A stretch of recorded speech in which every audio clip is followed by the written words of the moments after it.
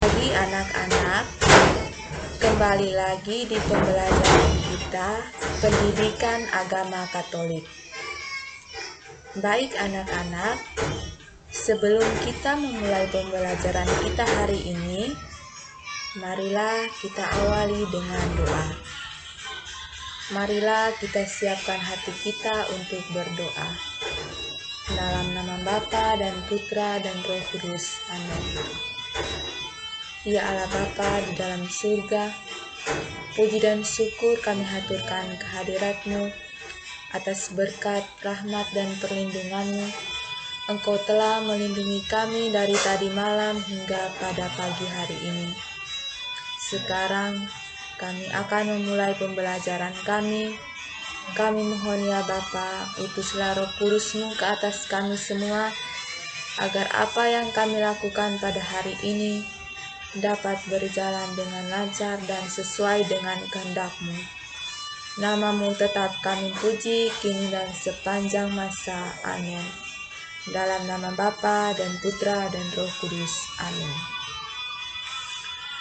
Baik anak-anak, pada pertemuan kita minggu lalu, kita sudah belajar tentang aku bangga sebagai perempuan atau laki-laki. Dan pada hari ini kita masuk ke materi yang berikut, yaitu perempuan dan laki-laki sederajat. Tujuan pembelajaran kita pada hari ini, yang pertama, menjelaskan arti perempuan dan laki-laki sederajat. Yang kedua, menjelaskan contoh kasus ketidaksederajatan antara perempuan dan laki-laki. Yang ketiga, menjelaskan contoh yang memperlihatkan kondisi sederajat antara perempuan dan laki-laki. Yang keempat, menjelaskan makna kesederajatan antara perempuan dan laki-laki berdasarkan kutipan Katekismus Gereja Katolik artikel 369, 371, 372, Injil Yohanes bab 8 ayat 2-11 dan Injil Markus bab 15 ayat 21-28. Yang kelima, menyebutkan berbagai usaha untuk mengembangkan kesederajatan perempuan dan laki-laki dalam kehidupan sehari-hari. Baik anak-anak, dalam kebudayaan tertentu di masyarakat, masih banyak ditemukan pandangan yang menganggap bahwa laki-laki lebih berharga dibandingkan dengan perempuan. Anak laki-laki sering dianggap andalan masa depan karena ia akan menjadi tulang punggung keluarga. Hal itu disebabkan karena laki-laki dianggap pribadi yang kuat dan dapat menguasai banyak hal. Nah, dalam kehidupan kita, dalam kenyataan hidup kita sehari-hari, kita sering menemukan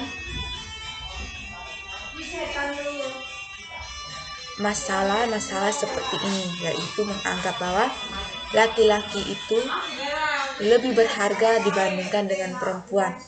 Laki-laki lebih penting, lebih berharga karena dianggap sebagai tulang punggung untuk keluarga.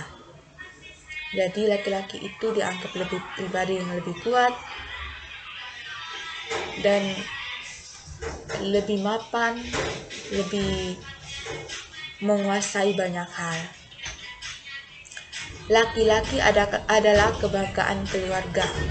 Sebaliknya, anak perempuan dipandang sebagai pribadi yang lemah dan kurang mampu menjadi pemimpin dalam keluarga. Dalam banyak hal, anak laki-laki sering lebih banyak mendapat kesempatan untuk mendapat pendidikan yang lebih tinggi, dan perempuan kurang memperoleh kesempatan yang sama. Inilah yang disebut budaya patriarki, yakni budaya yang memandang kedudukan kaum laki-laki lebih penting daripada kedudukan kaum perempuan. Jadi kalau untuk kita zaman sekarang ini, kita tidak kita tidak menemukan lagi bahwa yang mendapatkan kesempatan untuk mendapatkan pendidikan yang lebih tinggi itu bukan cuma untuk laki-laki saja, tetapi sekarang untuk perempuan juga. Jadi antara perempuan dan laki-laki sudah sama-sama mendapat kesempatan untuk pendidikan yang lebih tinggi.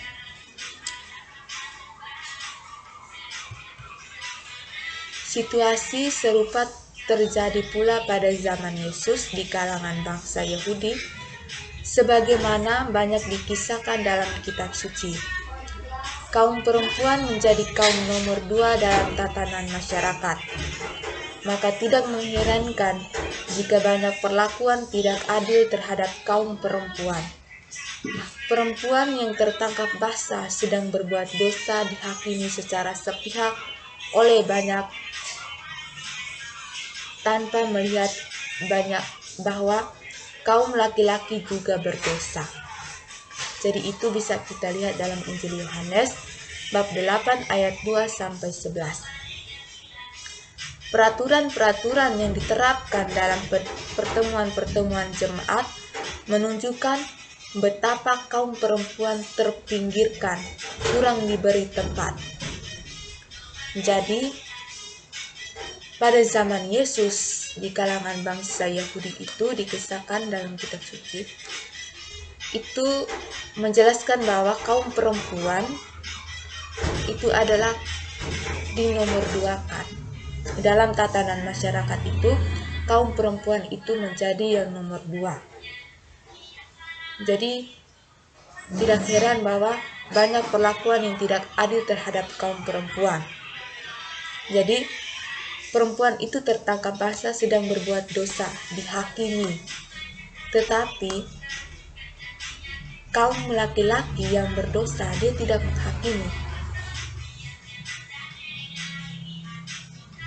Mereka tanpa melihat bahwa kaum laki-laki itu juga berdosa.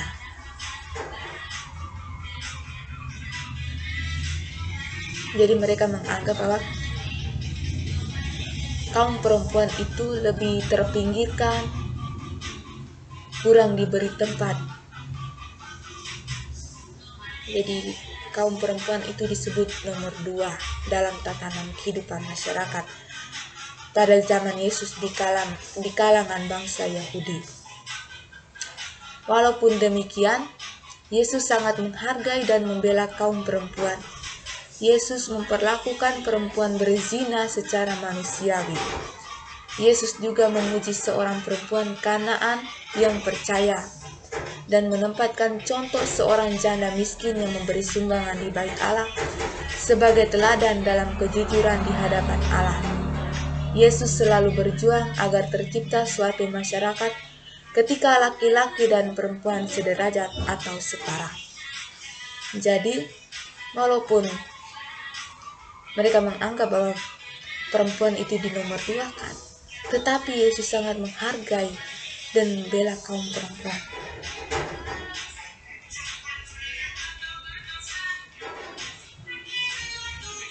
Jadi Yesus selalu berjuang agar tercipta suatu masyarakat ketika laki-laki dan perempuan itu sederajat atau setara. Baik anak-anak, kita lihat yang berikut. Mendalami pandangan gereja tentang kesederajatan perempuan dan laki-laki. Yang pertama, Katekismus Gereja Katolik artikel 369 yang berbunyi, pria dan wanita diciptakan, artinya dikehendaki Allah dalam persamaan yang sempurna di satu pihak sebagai pribadi manusia dan di lain pihak dalam kepriaan dan kewanitaannya.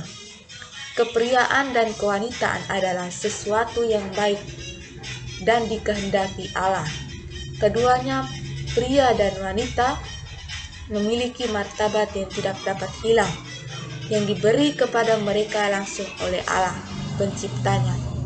Keduanya, pria dan wanita, bermartabat sama menurut citra Allah.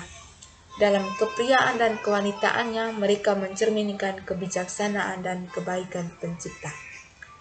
Jadi di dalam Katekismus Gereja Katolik artikel 369 menyatakan bahwa pria dan wanita itu sama. Mereka tidak berbeda, tetapi sama-sama memiliki martabat yang tidak dapat hilang. Sama-sama diberi kepada mereka langsung, sama-sama diberi langsung oleh Allah penciptanya, yang memiliki martabat yang sama, yaitu menurut citra Allah. Jadi dalam Katekismus Gereja Katolik artikel 369 ini, dia menjelaskan bahwa pria dan wanita itu diciptakan bermartabat yang sama menurut citra Allah. Yang kedua, Katekismus Gereja Katolik artikel 371 yang berbunyi, Allah menciptakan pria dan wanita secara bersama-sama dan menghendaki yang satu untuk yang lain. Sabda Allah menegaskan itu bagi kita melalui berbagai tempat dalam kitab suci. Tidak baik kalau manusia itu seorang diri saja. Aku akan menjadikan penolong baginya yang sepadan dengan dia. Itu bisa kita lihat dalam kitab suci Kejadian bab 2 ayat 18. Dari antara binatang-binatang, manusia tidak menemukan satu pun yang sepadan dengan dia. Wanita yang Allah bentuk dari rusuk pria dibawa kepada manusia. Lalu berkatalah manusia yang begitu bahagia karena persekutuan dengannya, inilah dia, tulang dari tulangku dan daging dari dagingku. Pria menemukan wanita itu sebagai aku yang lain, sebagai sesama manusia. Jadi anak-anak, dalam Katekismus Gereja Katolik artikel 371 menyatakan bahwa Allah menciptakan pria dan wanita itu secara bersama-sama, yaitu Allah menciptakan perempuan dari tulang rusuknya laki-laki.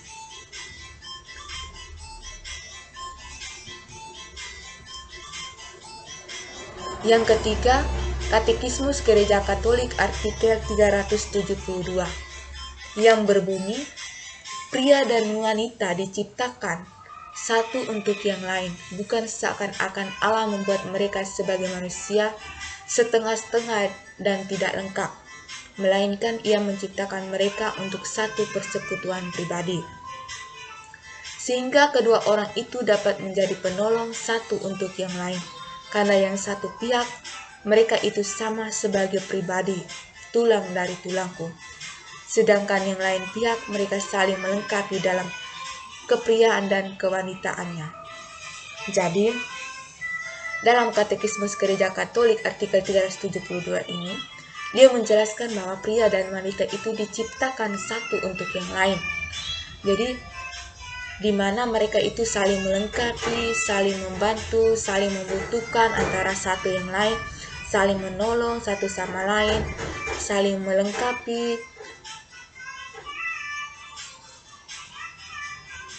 saling membantu, karena pria dan wanita itu diciptakan satu untuk yang lain.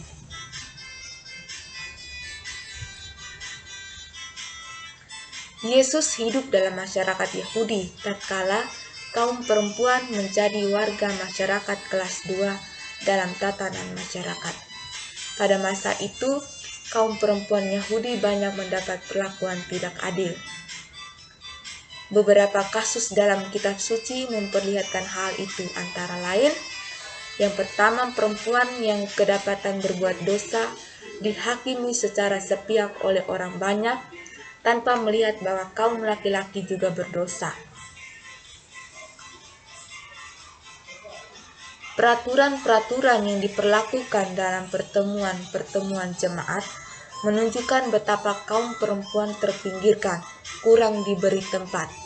Itu bisa kita lihat dalam 1 Korintus bab 14 ayat 26-40, dan 1 Timotius bab 2 ayat 11-14. Yesus sangat menghargai dan membela kaum perempuan. Yesus memperlakukan perempuan berzina secara manusiawi. Itu bisa kita lihat dalam Injil Yohanes bab 8 ayat 2-11. Yesus juga memuji seorang perempuan Kanaan yang percaya dan menempatkan contoh seorang janda miskin yang memberi sumbangan di bait Allah sebagai teladan dalam kejujuran di hadapan Allah. Ia selalu berjuang agar tercipta suatu masyarakat di mana laki-laki dan perempuan sederajat atau setara. Baik anak-anak, sikap dan tindakan Yesus itu tampaknya dilandasi oleh pemahamannya bahwa baik laki-laki maupun perempuan sama di mata Allah, karena Allah sendiri telah menciptakan mereka sebagai citra Allah yang saling membutuhkan. Karena saling membutuhkan itulah maka tidak ada yang lebih tinggi atau yang lebih rendah di antara mereka. Jadi sikap dan tindakan Yesus itu tampak bahwa laki-laki dan perempuan itu sederajat. Karena Allah sendirilah yang menciptakan mereka sebagai citra Allah yang saling membutuhkan, saling menolong, saling menghargai satu sama lain. Maka dari itu, tidak ada yang membedakan antara perempuan dan laki-laki. Bahwa perempuan dan laki-laki itu adalah sederajat dan setara. Oke, baik anak-anak. Setelah Ibu menjelaskan materi pada hari ini, ada tugas yang berkaitan dengan materi kita pada hari ini, yaitu perempuan dan laki-laki sederajat. Tugasnya itu adalah buatlah moto hidup. Jadi moto hidup ini contohnya macam kata-kata motivasi dalam hidup. Jadi tugas ini dikerjakan dan dikumpulkan melalui Google Classroom. Oke, baik anak-anak. Cukup sekian dulu pembelajaran kita pada hari ini. Marilah kita tutup dengan berdoa. Untuk berdoa penutupnya, kita berdoa masing-masing di dalam hati kita. Doa dimulai.